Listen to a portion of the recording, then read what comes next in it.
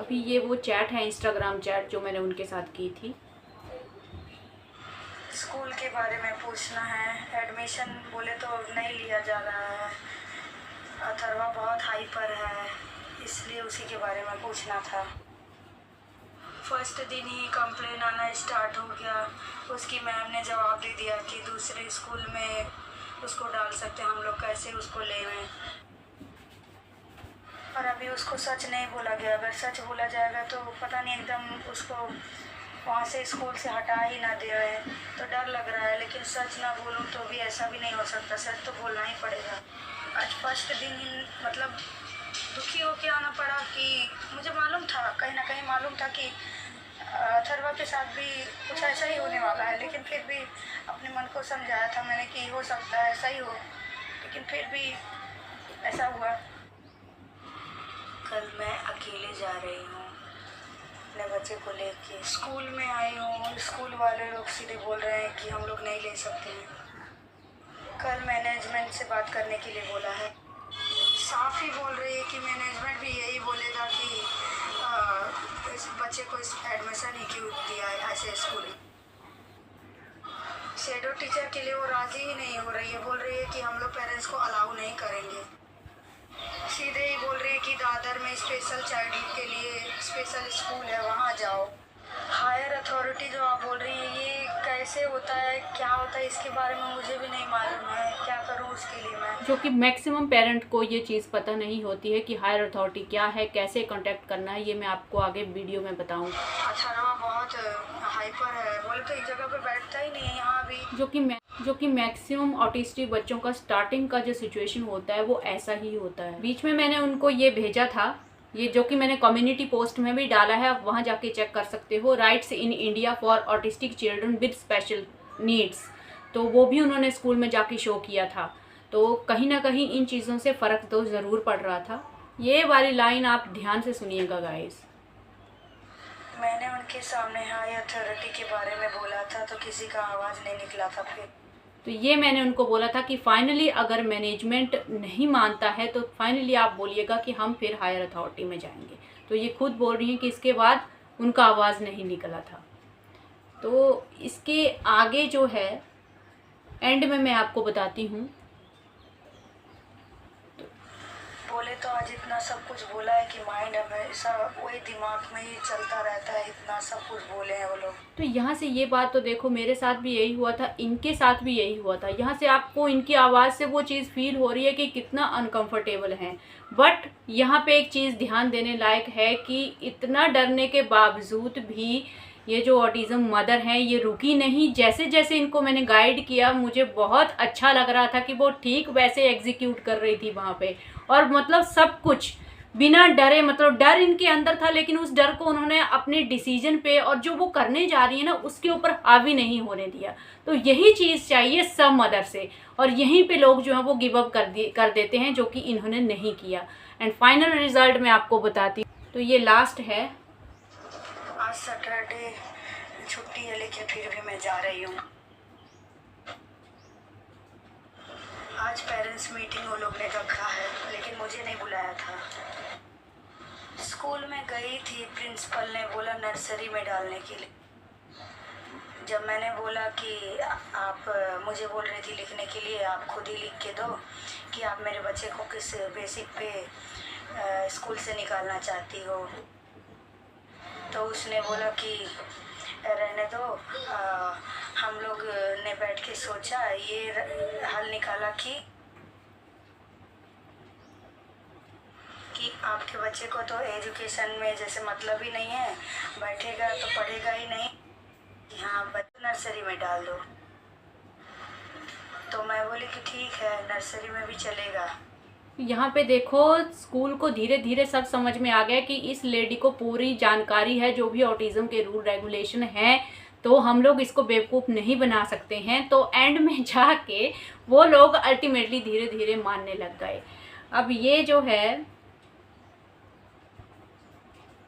लेकिन मैं अपने बच्चे के साथ बैठूंगी, मैं बैठ के देखती हूँ। तो मैंने बोला कि मेरा बच्चा बैठेगा ही नहीं, मुझे मालूम है मेरे बिना। तो तो उसमें से एक टीचर ने बोला कि पहले मैं रिस्पॉन्सिबिलिटी लेती हूँ, मैं बैठ के देखती हूँ। तो मैंने बोला कि मेरा बच्चा बैठेगा ही नहीं, मुझे मालूम है मेरे बिना। तो एंड में वो लोग फाइनली रेडी हो गए उस चीज़ को। तो जैसा कि आपने पूरा इंस्टाग्राम का चैट अभी सुना, मुझे लगता है कि उसमें से बिल्कुल क्लियर हो रहा है कि जो उनकी आवाज़ में जो पेन है और जो वो दर्द है और जो वो डर रही हैं, वो आप सबको क्लियर दिख रहा है। लेकिन मैं फिर से बोलती हूँ कि उस डर को अपने अंदर रखकर, उस डर के ऊपर काबू डाल के उन्होंने जो उनको करना है उस चीज़ के ऊपर वो डटी रही, वो बहुत बड़ी बात है। यही पे वो मेन पॉइंट है जहाँ पे हम अपने डर को अपने ऊपर हावी होने देते हैं और गिव अप कर देते हैं। डर लग रहा है, ये नॉर्मल है। आपको कुछ ऑड फील हो रहा है, ये भी नॉर्मल है। ये ऐसी सिचुएशन है जहाँ पे आपका जो हिम्मत है ना, उसकी बहुत ज़्यादा, मतलब वो बोलते हैं ना कि परीक्षा होती है।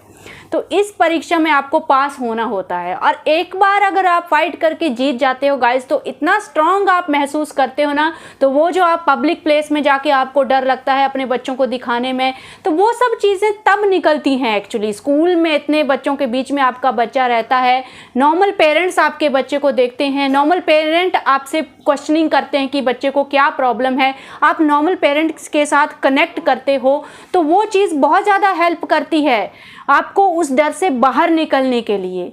तो ये जो स्कूल है, ये मैं पहले भी बोलती हूँ कि सिर्फ एकेडमिक जस्ट एक छोटा सा पार्ट है ऑटिस्टिक बच्चों के लिए, लेकिन एक सोशल बिहेवियर और आपको समाज से जुड़ने के लिए ये बहुत बड़ा प्लेटफॉर्म है। ये बात स्कूल को भी समझनी चाहिए और आपको भी समझनी चाहिए। स्कूल ही एक ऐसी जगह है जहाँ पे हम ऑटिस्टिक बच्चों के पेरेंट और हमारे ऑटिस्टिक बच्चे जो हैं वो आम जनता के साथ कनेक्ट कर सकते हैं। यहाँ पे स्कूल का ये बोलना कि आप अपने बच्चों को उठा के स्पेशल स्कूल में डाल दो, क्या फ़र्क पड़ता है उस चीज़ से? स्पेशल स्कूल में डाल देते हैं हम लोग, बिकॉज ऑलरेडी हम लोग ओटी करवा रहे हैं, स्पीच थेरेपी करवा रहे हैं, तो फिर स्पेशल स्कूल का क्या मतलब है? तो मैं वही बोल रही हूँ, स्पेशल स्कूल में जाके सब बच्चे एक ही जैसे होते हैं, तो हम लोग जो सोसाइटी है उसके साथ कनेक्ट कैसे करेंगे और कहाँ पे करेंगे हम लोग? जो स्कूल होता है एक सोशल इंस्टीट्यूट होता है, और ये जो रूल रेगुलेशन बनाए गए हैं कि ऑटिस्टिक बच्चों को एडमिशन अलाउ है नॉर्मल स्कूल में, तो ये जो रूल्स बनाए जाते हैं ये बहुत बड़े बड़े जो एजुकेशनिस्ट होते हैं उनके द्वारा बनाए जाते हैं। उनको ये सारा नीड महसूस हुआ कि हाँ, ये जो कनेक्शन है ये बनना चाहिए, बिकॉज ऑटिस्टिक बच्चे सब कुछ करने के लायक होते हैं। तो स्कूल को भी ये चीज़ समझनी चाहिए, वो अपनी मनमानी नहीं कर सकते हैं उस चीज़ के ऊपर। और मैक्सिमम टाइम पे क्या होता है, स्कूल को सारे रूल रेगुलेशन पता होते हैं कि ऑटिस्टिक बच्चे को हम लोग एडमिशन डिनाई नहीं कर सकते हैं, लेकिन उसके बावजूद भी वो उनका पहला स्टेप ये होता है पेरेंट को बेवकूफ़ बनाना कि हम लोगों को कुछ पता नहीं है, हम कुछ नहीं मानेंगे, हम लोगों को रूल रेगुलेशन कुछ पता नहीं है, ऐसा नहीं होता है, स्पेशल स्कूल में डाल दो। हालांकि यहाँ पे जो हुआ, जब वहाँ पे आपको साफ दिखता है कि स्कूल को पता था रूल रेगुलेशन के बारे में, इसलिए जब उन्होंने बोला, ऑटिज्म मदर ने बोला कि हम लोगों को लिख के दो कि क्यों किस बेस पे निकाल रहे हो, तो उनकी बोलती बंद हो जाती है, वो लोग लिख के नहीं देते हैं। जब वो बोलती हैं कि मैं हायर अथॉरिटी के पास जाऊंगी तो भी उनकी बोलती बंद हो जाती है। धीरे धीरे जब उनको ये पता चलने लगता है कि इनको सारा नॉलेज है रूल रेगुलेशन के बारे में और हम आगे जाके फंस सकते हैं, तो वो चुपचाप मान जाते हैं। एंड में उनको शैडो टीचर की भी ज़रूरत महसूस नहीं होती है, एंड में उनको मदर को बिठाने की भी ज़रूरत महसूस नहीं होती है।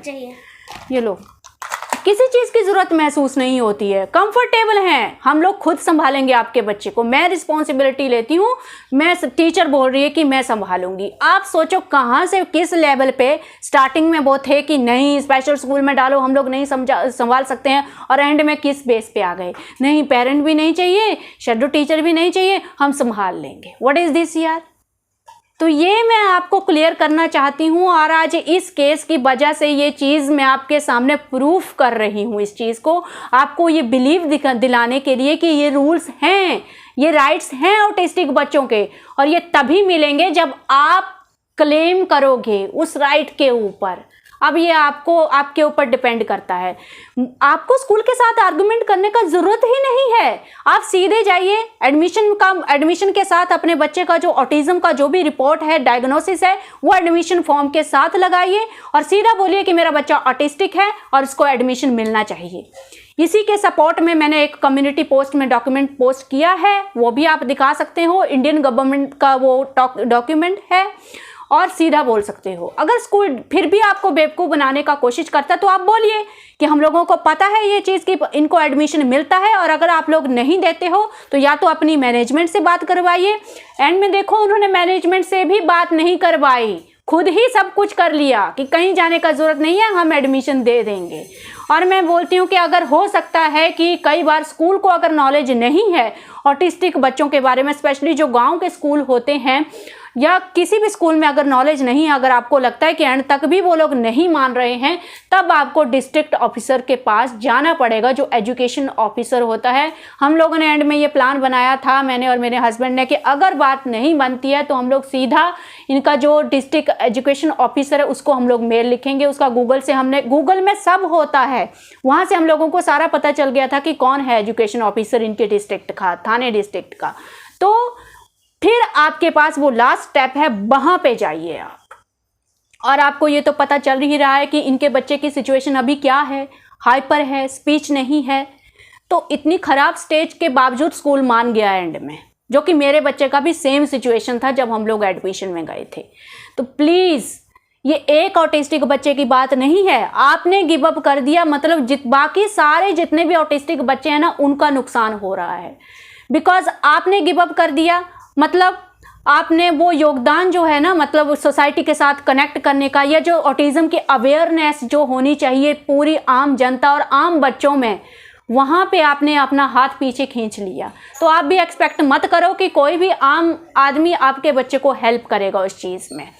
तो ये जो चैट का है वो मैंने परमिशन उनसे लिया था, अभी मैं वीडियो बना रही हूँ, उनका मैसेज आया।